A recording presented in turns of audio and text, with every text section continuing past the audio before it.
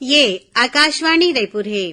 छत्तीसगढ़ी समाचार बुलेटिन के संग स्मिता शर्मा के जय जोहार।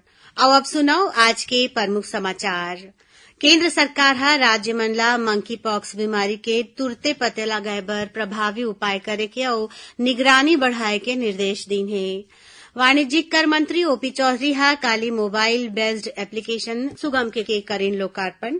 और भाई बहिनी के पवित्र तिहार रक्षाबंधन आज छत्तीसगढ़ संघरा देश भर में उत्साह के संग मनाए जावत है। एकरे संग सावन के आखिरी सोमवार मंदिर मन में होइस भगवान शिव के विशेष पूजा पाठ। अब समाचार विस्तार ले। केंद्र सरकार ह राज्य मन ला मंकी पॉक्स बीमारी के तुरते पता लगाए बर प्रभावी उपाय करे के अउ निगरानी बढ़ाए के निर्देश दे हे। प्रधानमंत्री के प्रधान सचिव प्रमोद कुमार मिश्रा ह देश में मंकी पॉक्स के स्थिति और स्वास्थ्य उपाय के स्थिति के बारे में जानकारी लीन। प्रधानमंत्री नरेंद्र मोदी मंकी पॉक्स के स्थिति के सरलग निगरानी बर जांच प्रयोगशाला मन के नेटवर्क बढ़ाए बर कहिन अभी जांच बर 32 ठन प्रयोगशाला तैयार है। बीमारी के इलाज और रोकथाम के प्रोटोकॉल के प्रचार व्यापक स्तर में करे जाना चाहिए। अभी देश में मंकी पॉक्स के कोनो रोगी नहीं मिले हैं। केंद्र सरकार हा चंद्रयान 3 मिशन के बड़े सफलता के उत्सव मनाए बर 23 अगस्त ला राष्ट्रीय अंतरिक्ष दिवस घोषित करे है। राज्य शैक्षिक अनुसंधान और प्रशिक्षण परिषद डहार चंद्रयान 3 मिशन के सफलता के मौका में युवा मन में विज्ञान और अंतरिक्ष बर रुचि पैदा करे के उद्देश्य ले प्रदेश के सब्बो स्कूल मन में कार्यक्रम कराए जाही। राष्ट्रीय अंतरिक्ष दिवस के ये बछर के थीम है चंद्रमा के छूते हुए जीवन को छूना, भारत की अंतरिक्ष गाथा।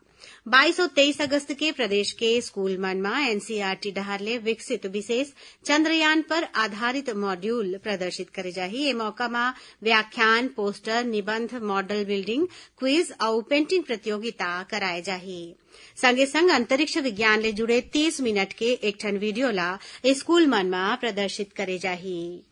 वाणिज्यिक कर मंत्री ओपी चौधरी हा काली मोबाइल बेस्ड एप्लीकेशन संगम के लोकार्पण करें। ये एप्लीकेशन में कोनो भी व्यक्ति संपत्ति स्थल के फोटो और अक्षांश और देशांतर की भौगोलिक स्थिति ला रजिस्ट्री सॉफ्टवेयर में डाल सकी। एखर ले संपत्ति ले जुड़े धोखाधड़ी और टैक्स चोरी ला रोके में मदद मिलही। संगे संग श्री चौधरी हा मंत्रालय में पंजीयन विभाग के कामकाज के घलो समीक्षा करीन। ये दौरान उमन हा अधिकारी मन ले कहिन कि पंजीयन विभाग हा जनता ले जुड़े विभाग है। लोगन ला परेशानी के सामना करे बर झन पड़े एकर विशेष ध्यान राखे जाए। विभाग में बिचौलिया मन के अवई जवई में रोक लगाए जाए। बैठका में अधिकारी मन ह बताइन कि पुराना दस्तावेज के स्कैनिंग के काम करीबन पूरा हो गया हवै और कुछ एक दिन में पंजीयन विभाग के सर्च और नकल मॉड्यूल में ऑनलाइन कर दे जाही। एखर ले कोनो भी मनखे कार्यालय ले आए बिना तय करे गे शुल्क ला ऑनलाइन जमा करके पुराना दस्तावेज ला खोज सकी और ओखर नकल ला डाउनलोड कर सकी। अधिकारी मन ह यहू घलो बताइन कि पंजीयन विभाग ला कैश, पेपर और कैशलेस बनाए के काम चलत हे। सदस्यता अभियान के जानकारी देबर काली 20 अगस्त के भारतीय जनता पार्टी डहार ले एक ठन कार्यशाला कराए जाही।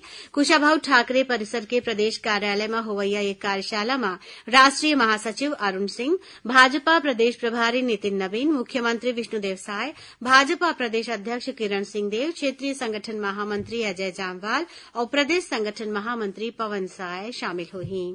भाजपा सदस्यता अभियान प्रभारी अनुराग सिंह देव बताइन कि काली होवैया बैठका में सदस्यता के लक्ष्य तय करे जाही।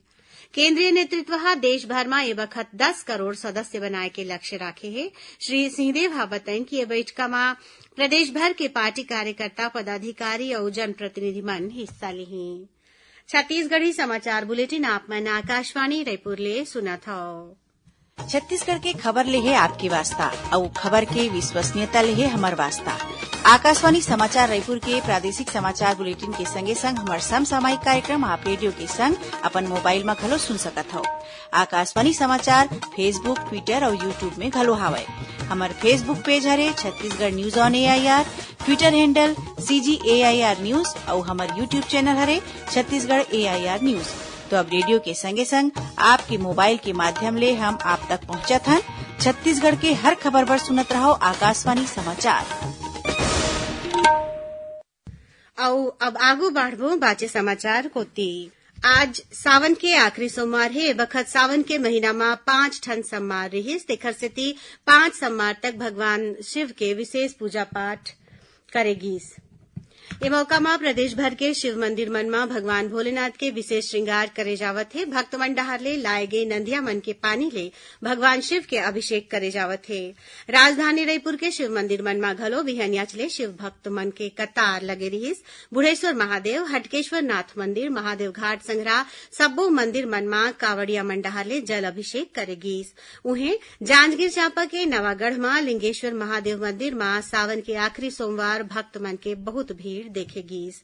यही बीच मुख्यमंत्री विष्णुदेव साय आज सावन महीना के आखिरी दिन बाबा महाकाल के नगरी उज्जैन में श्री महाकालेश्वर के दर्शन करीन। ओमन ज्योतिर्लिंग के पूजा पाठ करके प्रदेशवासी मन बर सुख समृद्धि और खुशहाली के कामना करीन। भाई बहिनी के पवित्र तिहार रक्षाबंधन आज छत्तीसगढ़ संघरा देश भर में उत्साह और उमंग के साथ मनाए जावत है। आज के दिन बहिनी मन अपन भाई के हाथ में रक्षा सूत्र बांधथे और ओला मिठाई खवाथे। भाई मन घलो अपन बहिनी के रक्षा के संकल्प लेथे और बहिनी ला भेंट देथे। राष्ट्रपति द्रौपदी मुर्मू, प्रधानमंत्री नरेंद्र मोदी, राज्यपाल रमेन डेका और मुख्यमंत्री विष्णुदेव साय रक्षाबंधन के मौका में लोगन ला बधाई दीन है। उन्हें भाजपा के प्रदेश अध्यक्ष किरण सिंहदेव और नेता प्रतिपक्ष डॉक्टर चरणदास महंत घलो प्रदेशवासी मन ला बधाई दीन है। रक्षाबंधन के पावन मौका में मुख्यमंत्री के निवास कार्यालय में प्रजापिता ब्रह्माकुमारी ईश्वरीय विश्वविद्यालय रायपुर के संचालिका ब्रह्मकुमारी सविता बहिनी और रश्मि बहिनी भेंट करीन। ये मौका में दोनों झन मुख्यमंत्री ला राखी बांधीन और उनकर स्वस्थ और खुशहाल जीवन के कामना करीन। वहीं रायपुर के मुख्यमंत्री निवास में ही मुख्यमंत्री ला ट्रांसजेंडर, स्वच्छता दीदी, स्व सहायता समूह के माई लोगिन मन, दिव्यांग और आदिवासी नोनी मन राखी बांधीन। ये मौका में माई लोगिन मन किहिन की बछर में एक घाव राखी के तिहार आथे। फिर हमर मुख्यमंत्री जी हमन ला हर महीना महतारी वंदन योजना में भेंट देथे। ये मौका में मुख्यमंत्री माई लोगिन मन के सम्मान, समृद्धि और सुरक्षा बर अपन प्रतिबद्धता ला दोहराइन। देश संघरा राज्य में आज सुरक्षा बर तैनात जवान मन रक्षाबंधन के तिहार मनाइन। ये दौरान स्व सहायता समूह के दीदी मन और स्कूली छात्रा मन अंदरूनी कैंप में तैनात सुरक्षा बल के जवान मन ला राखी बांधिन। सुकमा जिला के माओवाद प्रभावित क्षेत्र में क्षेत्र के CAF कैंप के पर्याय में रक्षाबंधन के तिहार मनाए गिस। ये दौरान महतारी वंदन योजना के हितग्राही माई लोगिन मन जवान मन ला राखी बांधिन। इसने मिसमा, पोलमपल्ली, कांकेर लंका, बुरकापाल, चिंतलनाट, जंगरगुंडा, कोर्रा, चिंगावरम और तोंगपाल संघरा दूसर कैंप में जवान मन ला समूह के दीदी मन राखी बांधिन। ये मौका में जवान मन कोती ले बहिनी मन ला उपहार घलो देगीस।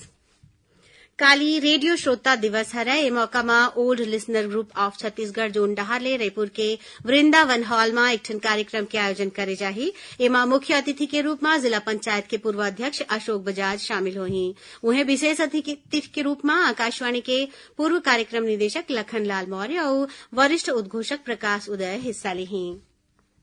अब थोरकुन समाचार सारमा। राजनांदगांव के एक जन व्यापारी के संग ऑनलाइन ठगी के मामला आगू आए है। व्यापारी ले स्टॉक मार्केट ट्रेडिंग कंपनी निवेश के नाव में 3 करोड़ 40 लाख रुपया ले ज्यादा के ठगी करे है। शिकायत के बाद बसंतपुर पुलिस जांच में जुट गे हवै। कोरिया जिला के कलेक्टर चंदन त्रिपाठी लोगन ले आग्रह करीन कि ओमन नदिया और तालाब मन ला प्रदूषित करैया पॉलीथीन और प्लास्टिक सामान के उपयोग झन करें। राजनांदगांव जिला रोजगार और स्वरोजगार मार्गदर्शन केंद्र में 21 अगस्त के बिहनिया 10:30 बजे प्लेसमेंट कैंप के आयोजन करे जाही। और राजनांदगांव जिला के रेवाडी तिराहा के पास आज एक ठन सड़क दुर्घटना में बेलगांव कटनी निवासी एक जन माई लोगिन के मौत हो गए। आखिर में प्रमुख समाचार एक घाव फिर। केंद्र सरकार राज्य मन ला मंकी पॉक्स बीमारी के तुरते पता लगाए बर प्रभावी उपाय करे के और निगरानी बढ़ाए के निर्देश दे हैं। वाणिज्यिक कर मंत्री ओपी चौधरी काली मोबाइल बेस्ड एप्लीकेशन सुगम के करीन लोकार्पण। और भाई बहिनी के पवित्र तिहार रक्षाबंधन आज छत्तीसगढ़ संघरा देश भर में उत्साह के संग मनाए जावत है। एकरे संग सावन के आखिरी सोमवार मंदिर मन में होइस भगवान शिव के विशेष पूजा पाठ। एकरे संग छत्तीसगढ़ी समाचार बुलेटिन यही सिरावत है। जय जोहार।